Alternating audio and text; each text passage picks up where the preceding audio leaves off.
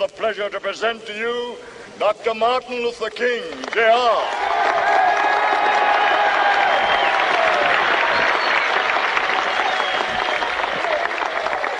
I am happy to join with you today in what will go down in history as the greatest demonstration for freedom in the history of our nation.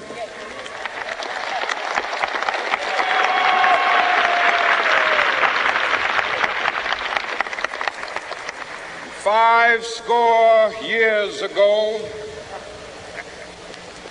a great American in whose symbolic shadow we stand today signed the Emancipation Proclamation.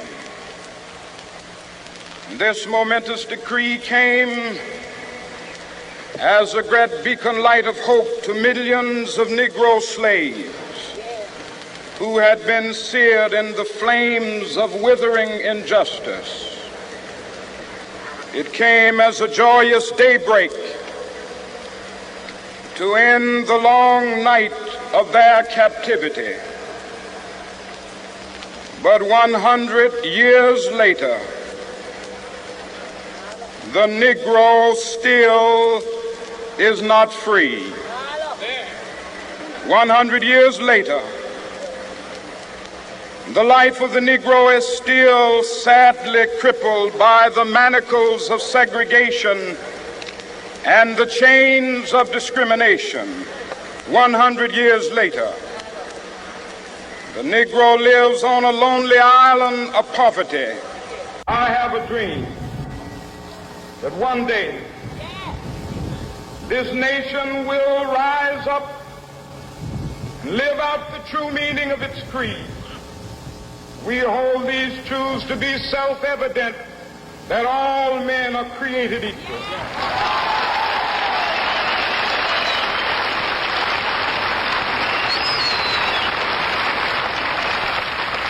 I have a dream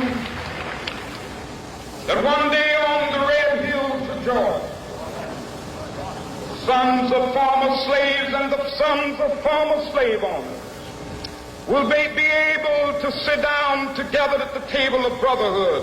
I have a dream that one day,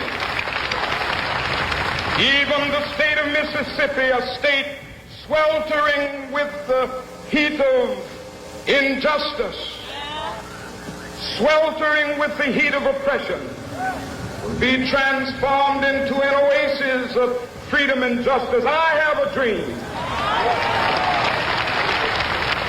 My four little children will one day live in a nation where they will not be judged by the color of their skin, but by the content of their character. I have a dream today.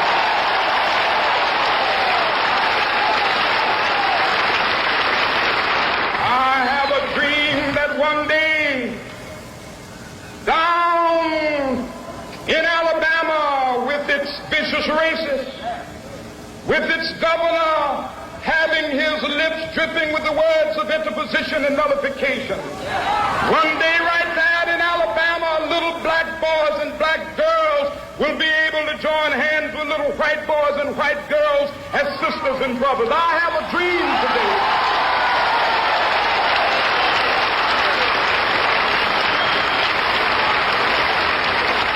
I have a dream that one day every valley shall be exalted.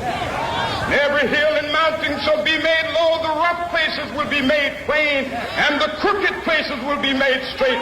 And the glory of the Lord shall be revealed, and all flesh shall see it together. This is our hope.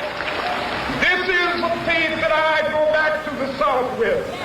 With this faith, we will be able to hew out of the mountain of despair a stone of hope.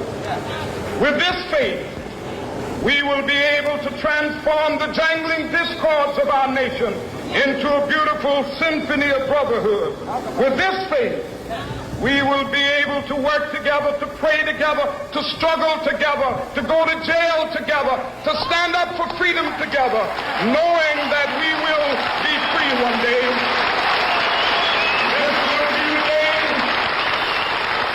This will be the day when all of God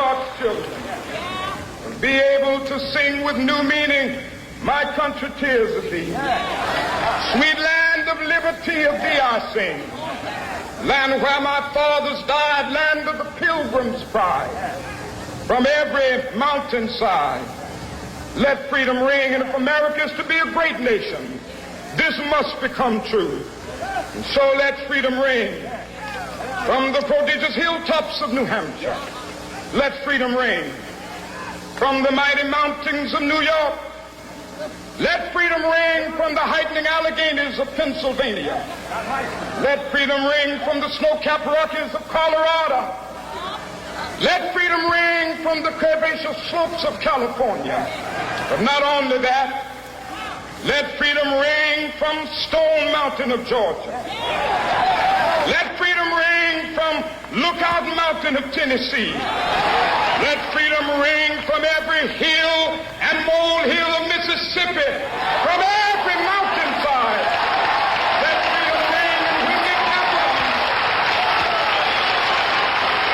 when we allow freedom ring, when we let it ring from every village and every hamlet, from every state and every city, we will be able to speed up that day when all of God's children, black men and white men, Jews and Gentiles, Protestants and Catholics, will be able to join hands and sing in the words of the old Negro spiritual, free at last, thank God